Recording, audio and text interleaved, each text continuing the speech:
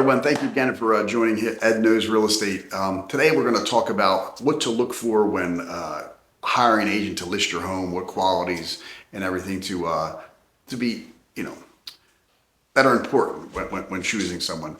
Let me first start off with that. A good realtor is not a salesperson, okay? I actually despise salespeople. A good realtor is someone who is going to listen to what you have to say, what you want, and is going to provide and deliver realistically what they can do for you. But they're going to be honest, guide you, and facilitate the transaction from beginning to end. There's nothing about sales for them. The only thing they sell to you is their service. When choosing a realtor, first off, if you've had experience with a previous realtor, whether it was in purchasing a home or selling a home before, whatever, and they're still local and in the business, well, consider using them. If you like them and they did a good job the first time, I'm sure they'll do a good job the second time. Second is a personal referral from a friend, someone you know is going to, somebody reputable that's going to refer you to somebody. They too, if they've had an experience with a realtor, or they know a real estate agent that's really good or in the area that they feel you can trust and be upfront with, look for those things. I mean, that could answer all your questions. But if not, and you're trying to figure out or decide on a realtor, some of the good characteristics and things to look for, first off, is how they present themselves when you first meet them. I'm not saying that they have to be in a fancy car or, all dressed up, but they have to be dressed professionally. They have to present themselves in a professional manner, because remember, these are the people that are going to represent you when negotiating the sale of your home to other agents or possibly their own buyers. They show that they care, but they're not fake. Right? The phonies and all that. I love you. I don't want that BS. All right. I don't need to be stroked as a client. I want someone who's going to be honest, somewhat bedside manners, but be truthful with me. Tell me what I got to do, what I can do, what I can't do, and point me in the right direction. They also need to have the ability to relate to you. Realtors attract clients who are similar to them, and maybe it's the clients are attracted to them, I don't know, but how to relate to you. If you have 3 children, you're married with 3 children, and you need a 4-bedroom or 5-bedroom home, they don't, see if they have the ability to understand what you're looking for, because if they can't put on many hats, it's not going to work for you. Right? You want someone who's going to go out there and look and do the things that you're expecting and understand your situation. The reason I say this is because you're selling your home, but if you're selling your home, you're buying a home. And odds are, if you're staying locally, you're going to work with this realtor too. So it's important that they understand what you're looking for. They understand, why you don't want to be out before the school ends, or whatever it is that that is your concern or your motivation or issue for your timing of when you want. But the ability to relate to you, this way they can talk to you. That you're approachable and they're approachable. That's key in this situation. They should be able to come to you and say whatever they need to say, and you should feel comfortable going to them without feeling that you're being offensive or crossing certain boundaries on that. They listen. All right. Good real estate agents are good listeners. They ask very good questions and then they listen. They're not talking about themselves, they're not bragging about themselves, and always referring to themselves. Who wants to hear that? All right. You want someone that's going to talk about you. You are their point of interest. Their interest is in you. Is a very good sign with the realtors. When people say, oh, this person has a gift of gab, well, they're not good realtors. They just like to talk, right? And who cares about what they have to say, right? That doesn't matter. That doesn't make a difference to you. They're accessible, but with boundaries, meaning you can always get in touch with them, but they are going to lay out boundaries, meaning if they're with their family at a certain time or certain evenings or whatever. And that's not that they don't want to talk to you, but they deserve a little time off also. But they're always going to be accessible to you. They're going to give you multiple times they can meet with you. You don't want a realtor that if you just call them, they can do whatever you want at that moment, because then obviously they're sitting around doing nothing, right? A good realtor has their days, their weeks planned out. They have a time frame, a daily schedule. They're structured. These are good signs of a good realtor. Other things, they show the ability to control a situation and control you. Not that you need to be controlled, but there's going to be times where you need to be said, this is not the right decision, or I think we're getting a little too anxious. Someone who understands, they take the emotion out of it, all right? You're allowed to be emotional. The agent shouldn't be emotional. Their job is to make sure that you're making rational decisions. And two, they're honest about the condition of your home. All right. If your house needs work or it could use a cleaning and they tell you it's perfect, come on. You want someone who's going to give you great advice, within reason on what to do to your home to make it presentable. Because remember, you're no longer selling a home, you're selling a product, right? And that's how you have to look at it, all right? It might be where you grew up, might be where your kids grew up, who knows, could have been your grandmother's house, whatever it is. That emotion's got to get out of there if we're selling the house. We're now selling the product, and you allow the realtor to get the product prepared for sale. Next, knowledge and experience. All right, they need to express knowledge about the area without referencing everything, okay? They shouldn't have to go to everything written on paper to know about your neighborhood and everything. Everything should be in their head. They should have been through most of the comparable sales they're going to use to determine the value, or have shown those comparables, know what the pluses and minuses are without having to go to paper. I mean, they could do that by showing it to you online and everything, but they have knowledge of the area.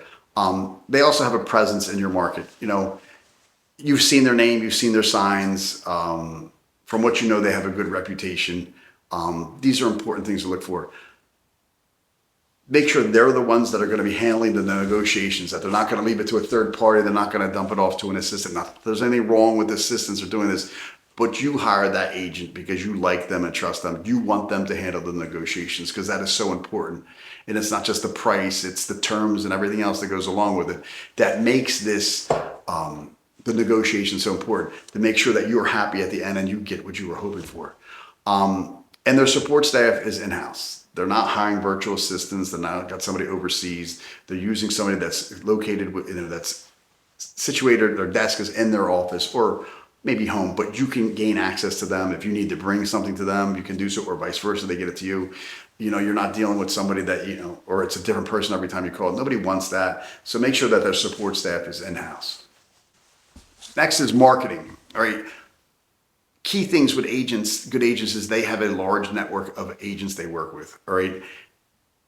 It's not how much money your agent spends marketing your home, it's what they know, who they know, and how to get to the end is what's so important to you. A network with local realtors, they're liked by the local realtors. They have relationships with the other realtors because they all work together and help each other out. So make sure that they have a strong, large network of other realtors that they do business with. They have a marketing plan in place and they're going to present it to you at the time of listing the house, all right? They're not winging it. They're not just saying, hey, I'm going to throw it in the MLS, what I'm going to do. They have something planned out for you and written out for you and demonstrations of what it's going to look like. Key things, professional photography, all right? If they're going to plan on taking pictures of your house with your cell phone, forget about it because they're not going to have the proper lighting and all that. Are they going to do a video or a virtual showing of your home? Are they going to create a website for your house? Where is the property going to be advertised on the internet? What do they do on social media with the property? How do they present it?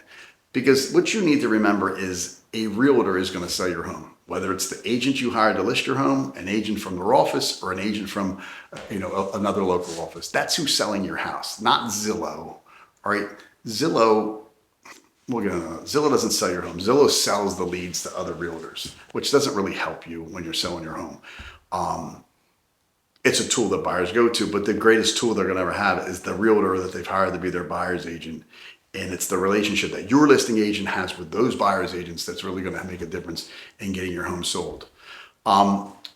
Social media, it's great. It's not the answer. I think that's it's the end of everything. It's just a modern newspaper as far as I'm concerned. It's just how we use it and promote the property. Are they going to do paid ads in the local areas to people who are looking to buy? If I have a 4-bedroom, 2.5-bath colonial, I'm not going to market to the 65-year-olds. So it's the same as if I have a house in the 55 and better community, am I going to market it to first-time home buyers? I mean, this is common sense, but you'd be surprised how many agents don't even think that way when they're doing that. So see and ask them how that's all going to be done. And most importantly is pricing and commission, all right? Pricing is an art. It's always changing. Estimates are not accurate. Assessments are not accurate. What's accurate is a realtor who's been in the comparable sales that are used to determine the value of your home, who can look at the pluses and minuses, adjust the pricing, and is going to put you somewhere in a place that's going to be competitive, going to draw interest and draw offers, and then negotiate you to a deal. I love when sellers say, well, I don't want to leave room to negotiate. I said, well, guess what? You need one thing to negotiate, and that's an offer. So if you leave too much room to negotiate and there's no offers, there's no negotiations. You don't have to take an offer, but you need to make sure offers are being generated and going from there. And then commission. Commission is a percentage. It's the percentage of a sale price. Why people get so hung up that, oh, they said they can do it for less commission. That's great. But what's the sale price going to be? Before all this COVID craziness that went on, I had stats with me when I went on a listing appointment that said that I sold, on average, I sold within 97.2% of the asking price. And I did this for the reason that when somebody would say, like, I offered to do it for 5%, and they said, well, this guy said he'll do it for 4%. And I said, well, what's the sale price? I'm like, what do you mean? I said, you're basing this all on a percentage. The percentage of what? I said, if I can show you that I net X amount of dollars on my sales, and I'm charging a 5%, and this person can't show you, who knows what they're negotiating, or who knows how weak their negotiations are. I could, on a $400,000 house, if the commission I charge is 5%, and they charge 4%, but yet I get a buyer to pay $10,000 more than they do, well, I made you more money. All right, and that's what's important. Nothing good is free. We all know that. So don't be sold on this cheap commission or something like that, or think that no matter who lists your house is going to sell for the same price. That is not true by any means. All right, and there's so much more to the sale than just the price and the conditions and the quality of the buyers and everything else from there. So keep that in mind. Important. The other thing with the commission is make sure you see what they're paying out. So the way real estate commissions work is the listing broker charges the seller a fee. The listing broker pays the buyer's agent, not the seller. So if I take a commission at 5% and I say I'm splitting it 50-50, where 2.5% is staying to the listing side and I'm paying out 2.5% to the buyer's agency, you want to see that, because what you don't want is a realtor who's going to say, oh, I'll do it at 5 or 4.5, but they keep the majority for themselves and offer out a smaller percentage to the buying agent, because you're going to discourage agents from showing your house. And that's what the last thing you want to do. So just make sure that if they do reduce a commission, that they're paying out what is a competitive commission, so that it attracts other agents and doesn't discourage them from showing it. Not that they should be discouraged, but we're all humans, so you know how things work there. So hopefully you found this informative today. If you ever have any questions or concerns, always reach out to me, my cell phone, email, and do remember to like and subscribe and tell others about this. And I hope to see you again. Thank you again. Bye now.